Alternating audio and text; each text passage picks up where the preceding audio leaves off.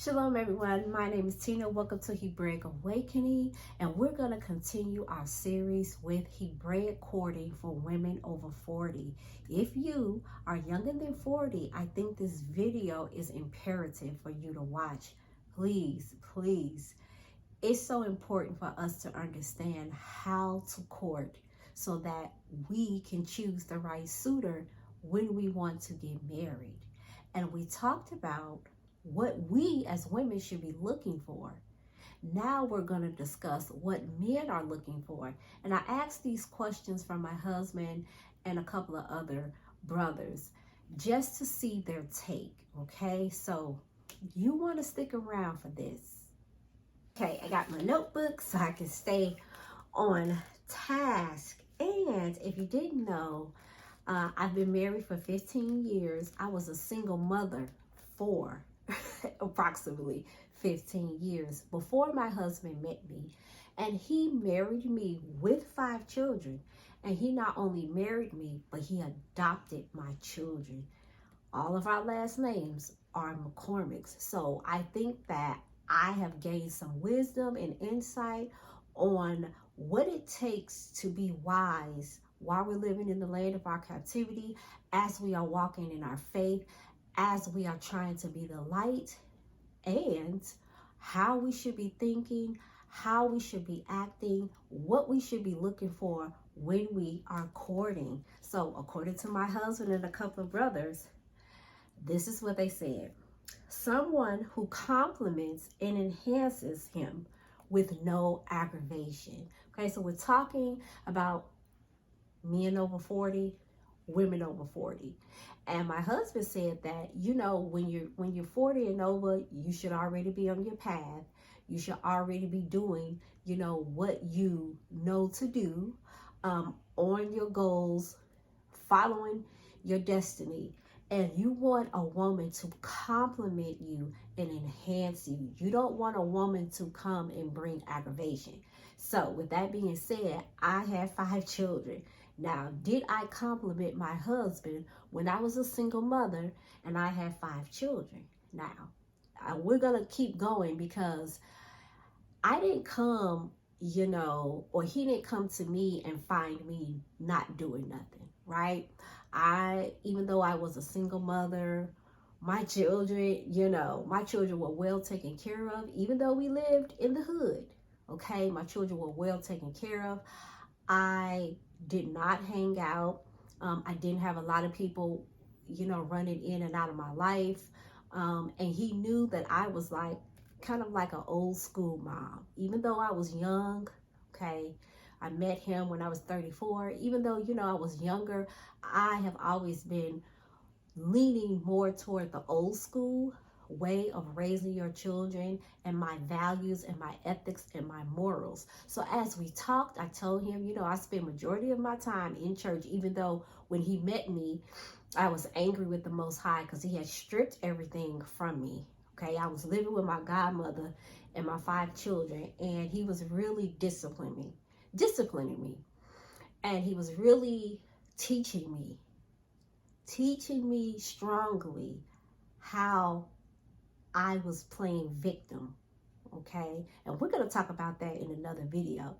But before my husband met me, I had to get my mindset together, and I had to take accountability for what I had done in my previous relationships, okay? So when me and my husband, or he wasn't my husband then, but when me and him were talking, I would speak like this, right? The more we got to know each other, the more honest I got. But when he found me, I was working, and I always wanted to work for myself. I did not like going and punching a clock whenever somebody said so. So at the time, I was a MA, and I went into people's homes and I took care of them. And I made my own schedule. That helped me to be able to pick up the kids, take them to school, da da da da da. So I was able to make my own schedule. And I told him that I really wanted to work for myself.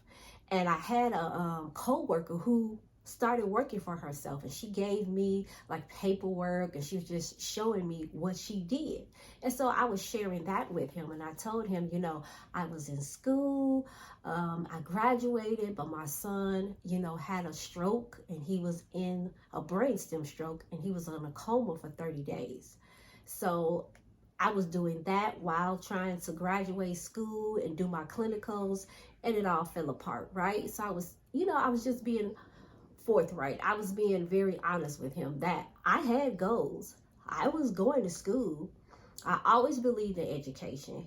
Believe it or not, I went to Alabama State University and I wanted to really study law, and I wanted to go into politics as I studied law to make a difference in my community, which is something that I'm doing now. If you did not know, I and my husband, we help our elders and widows and the poor and the fatherless with 1 bag of groceries every month. So we do this for our elders, our seniors, our widows in our community. We help them with 1 bag of groceries every month. We've been doing this wholeheartedly since 2009.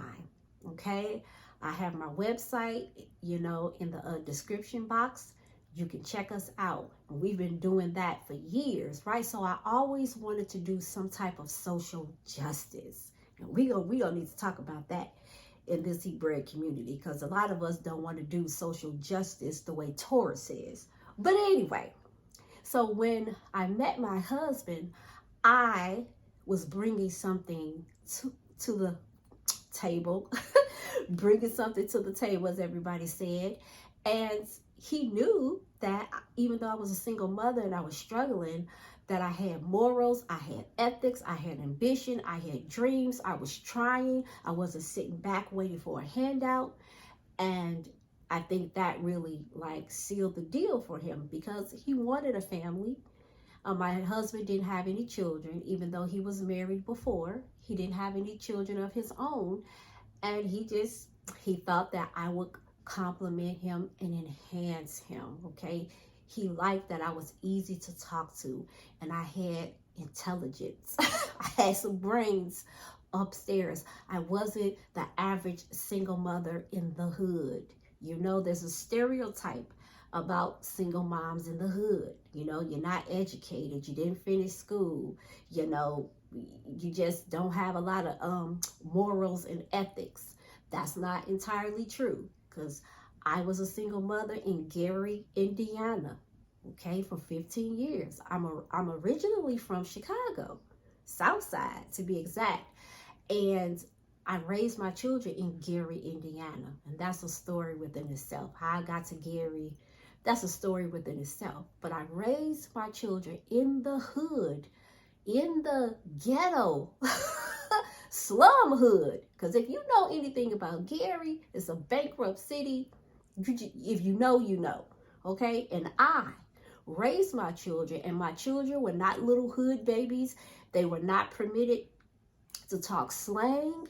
They were well mannered because they were church kids. They were always in church or at school, you know, or playing with people who I selected that they could play with. So my children were articulate, they were smart, they were well mannered, and they were lively and bubbly, and they liked people. So by the time, you know, he saw them, he just really took to them. I mean, he took to my children like that. And I was like, wow, you know, but people are surprised when you are in the hood. I'm talking about in the heart of the hood, and your children are well mannered and behave and clean. I was told that so many times. Your children are so well behaved and they're so clean. And I'm like, because I come from a middle class family. What do you mean they clean? They're supposed to be clean.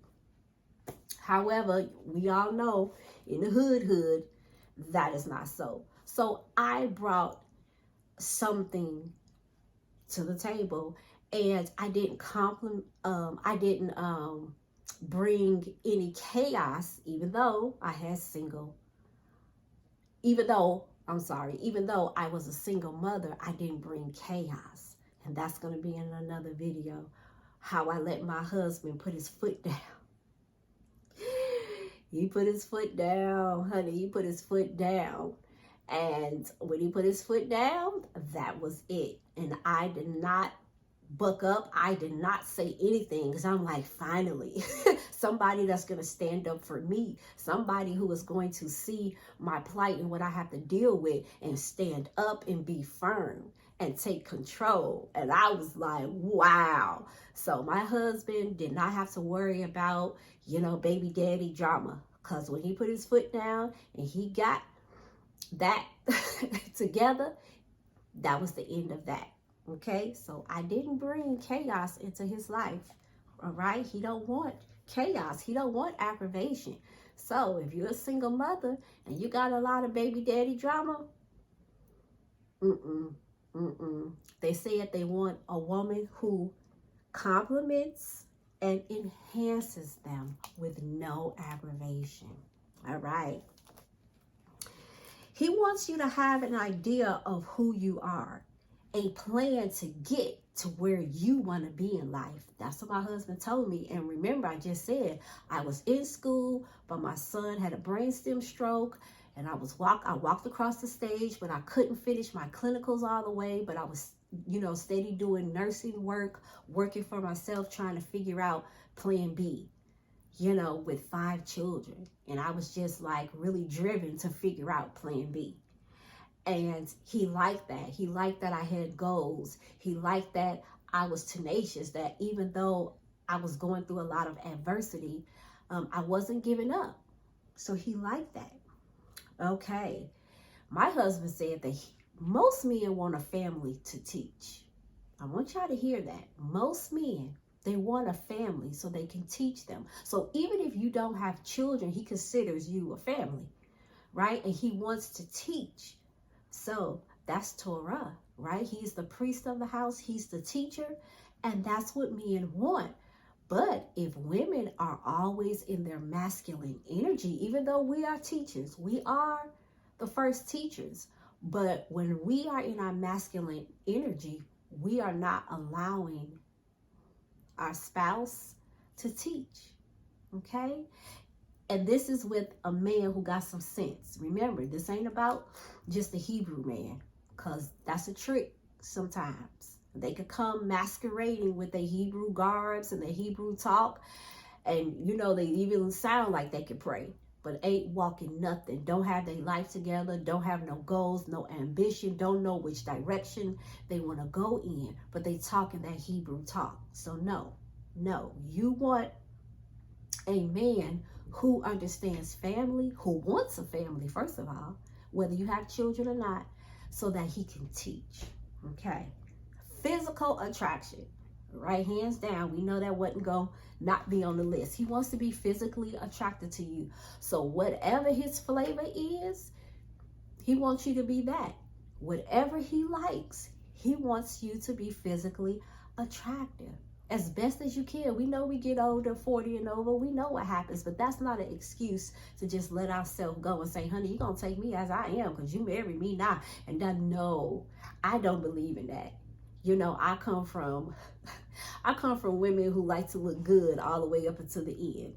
So that's just me. I come from that. I don't come from women who let themselves go, and they don't care about themselves. So all of my family members, growing up, they all took care of themselves. My mother, okay? My mother and them still traveling. They traveling out of the country now. They still very coochie coo with each other. And everybody knows that Robert Lewis and Gladys Lee really love each other, right? You just have to be around my parents to see that. Like, they are ride or die for each other, honey. They are Bonnie and Clyde. It is known. Okay, so I come from that. And, looking at the women in my family, they don't play that. So keeping yourself up, keeping yourself attractive for you, first of all, for you, and your spouse wants you to be attractive. Men look with their eyes, y'all. That's just the way it is, So if you're a feminist and you're not down with that, I'm not talking to you. I'm talking to women who understand their femininity and that it's okay to keep yourself up. First for you, because you want to look good. And then your mate wants you to look good, and vice versa. I tell my husband all the time, it's a two-way street, partner. It's a two-way street. You want me to look good, and you gonna have to look good. Okay, so it's a two-way street on that one. But men want their spouses to be physically attractive, and whatever his cup of flavor is, that's what you should try to aim for. He wants to communicate with you. So we think men are not big communicators, but I'm telling you, when I met my husband, he wanted to communicate, because you know what he told me? He said that because he owned his own business, trucking business, and he was so busy and over the road, him and his first wife did not communicate. Their communication sucked. That's what he said. And so he learned that was a mistake that he made in his first marriage. And he said he understands that communication is key. So even now that my husband is on the road and he comes home on the weekend, he calling me 5 to 10 times a day. Calling me 5 to 10 times a day. So by the time he walked through the door on Friday, we probably on the phone as he walking through the door. So he wants you to be able to communicate easily with him, okay? Compatible. He wants to know if he's compatible with you. Can y'all get along? Are you compatible? Not that he just read his Torah, he pray, he wears tzitzits, he a moray. No, are you compatible? And you have to sit down and talk about those things. So that is what men look for as well. Some men, that's what he says, some men are intimidated by women with strong personalities, aka you're masculine, right? And we're going to save that for another video. You're masculine. And most of us, including myself, have fallen into that trap a time or two of being masculine, because if we're single mothers or we're taking care of ourselves, sometimes we all we got, right? We all we got. We are our protection. We are our provider, and we know it's the Most High. But I'm saying, as a single woman or a single mother, sometimes you are all you have at the moment, and so you're gonna have to kind of like walk in that masculine energy to survive. However, ladies, a strong personality is different from a person who has a lively personality. Those are two different things, and we're going to talk about that. What is a strong personality and what is a lively personality? And there is a difference. And a strong personality is this right here. Let me show you what a strong personality is, and you like to walk in your masculinity. Taking out the trash. So, we women, we got a thing where we don't want to take out the trash. We want the men to take out the trash. So, we ask our husbands or our mates, can you take out the trash? And if they don't do it in 0.5 seconds, you up taking the trash out. If you ask him to wash the car and he don't wash the car right away, you taking the car to the car wash, washing the car. If you ask him to mow the grass and he don't do it in the time frame that you want him to, you out there mowing the lawn. Masculine. Let the man do what you ask him to do. 9 times out of 10, he gonna do it. But because we are managers of the home, right? We like to manage everything.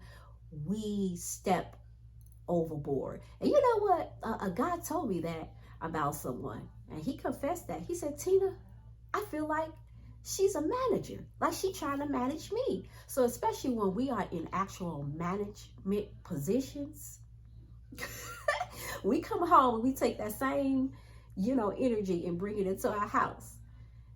And the guy was like, I don't want her to manage me. I don't need a manager. So women, leave that. Okay, sometimes you are a manager, but you have to learn how to be in your femininity when you get home before your husband. They don't like all that. And that don't mean that you got to be docile. Because, honey, I am not docile. You know, I don't care how I look. I don't care how I sound. I am not docile. My husband say I'm fiery and I'm spicy. And I am. Okay, I am. Look, I come from Chicago and I had to raise my children in the hood. I am not ghetto. I am very classy. But honey, I'm a fire pistol when I need to be. Okay? I'm very spicy. Okay? I got something to say. You know, and I really try to be respectful, but I got something to say. I have an opinion. I have questions. I have a way of looking at things. Okay? So, you know, you don't have to be docile, but you don't have to be masculine. So we're going to talk about that in another video. So they don't like that. Okay, your lively personality, they love that. But you being masculine, feel like they with another man. That's nasty. All right. When a man picks a woman, it's always someone who reminds him of the women in his life. Ooh. So my husband said that. And I was like, wow. So I remind him of his mother. So the background to my husband is his grandfather came from Louisiana as a teenage boy, was running. We don't know what he was running from. You know, they never want to tell you, but we can guess. He was a lighter, a complected man with hazel green eyes and reddish brown hair, right? And he was running, and he was an orphan. And so he made his family. He pieced together his family. And even though they have aunts and uncles, they're not blood aunts and uncles, but they are family. Now, they do have blood aunts and uncles, but they're not big, right? But they pieced together their family. He did that. And he made his family. And my husband's mother, you know, took from that. And she was a caretaker to children. She brought children into her home, and she adopted, you know, who we call affectionately our nephew's son. And she adopted him at 3 weeks old. So my husband said it was always other children, you know, in and out the home because his mother was helping, and then they adopted Marcus. And, you know, he just admired his mother for that. They were always around family. He was raised with his grandfather, grandmother, great aunt, mother. You know, they were a tight-knit family, even though they were small, even though they come from hard times. And so my husband took on that, right? So now you can see how he was able to adopt my 5 children and take us on. But that wasn't his mindset always. You know, he always wanted his own children. He did not want to raise, as we hear some brothers say, he did not want to raise another man's child. And I was like, wow, I didn't know you thought like that. He said, yeah, when I was young, I thought like that. He said, but as I got older and more mature and wise, he began to take on what he saw in his upbringing, right? So, you know, that's just fascinating. Your husband is going to marry you based upon the women in his life, whether it's good or bad, okay? Whether it's good or bad. So you're going to remind him of his aunt, his grandmother, his cousin, godmother, play aunt. And that's a good thing, or it can be a bad thing. Okay, some men trauma bond to the wrong woman because they remind him of his mother who did him wrong, and he just trauma bond and then treat you bad and don't even know why he treating you bad, right? So it's a lot to that. But the good thing about it is, you as a woman, you need to ask those questions. How did he get along with the women in his family? You want to hear him talk about that.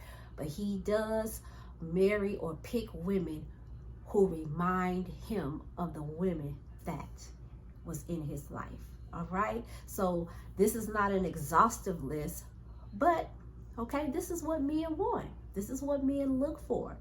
So women, I hope you are listening and we're putting all of our, you know, little hurt feelings to the side, and we're really going to concentrate on maturing and picking the right men. Now, this is what my son said that's 26.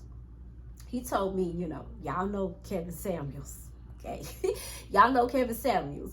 And, some stuff Kevin Samuels said I could get with, and some stuff I could not. That's just what it is. But he said that they did research, and according to statistics, that we black women keep picking the wrong men. It's like 20% of bad men, and we keep picking the same men over and over, having children by them. Now, I don't know if that's true, because I haven't did the research. And you know what? That made me think. Because I'm going to tell y'all something. I believe that. You want to know why? Because I'm just going to put my own self on blast. My children's father, a girl came to the door pregnant, talking about she was pregnant by him. And I was pregnant by him. And that man got some babies out there. He just populating the whole world. So you know what? I can kind of get with that, because I myself experienced that. I'm picking him, the sister picking him, the sister in another city picking him. He all over. And we all picking the same bad men. I don't know. Y'all need to look at that. But it could be some truth to that. I don't know. But we have to consciously, stop being immature and picking the same type of men that we were picking in our 20s. Come on now, we over 40. And let's pay attention to what the men are saying and take that into consideration, okay? And to know that he's going to pick the type of woman that he want to pick. You're not going to be able to metamorphose into that type of woman, but you need to know what type of woman that he like. And if you ain't it, you're not it, and you move on, and he move on. But you can't become it, right, just because you're hearing this. What it means is that now you have an advantage on knowing what men really want in women, okay? And if you his flavor, like I said, then he will choose you, and then you will have the option of saying yes or no, right? Because you the prize. That's what my husband always say, baby, you the prize. And I don't know why you didn't let men out there know that you was the prize, honey. Do you see you? Do you see how beautiful you are? You the prize. But we don't know that, okay? We thinking of me and the prize. But my husband said, no, honey, you the prize. Always know that, okay? So I hope you know that too. You're the prize, all right? And we're going to have another video concerning red flags and yellow flags. You need to know the difference between red and yellow flags. What is a deal breaker? What is not a deal breaker? Okay, stay tuned for the next video. Until then, shalom, everyone.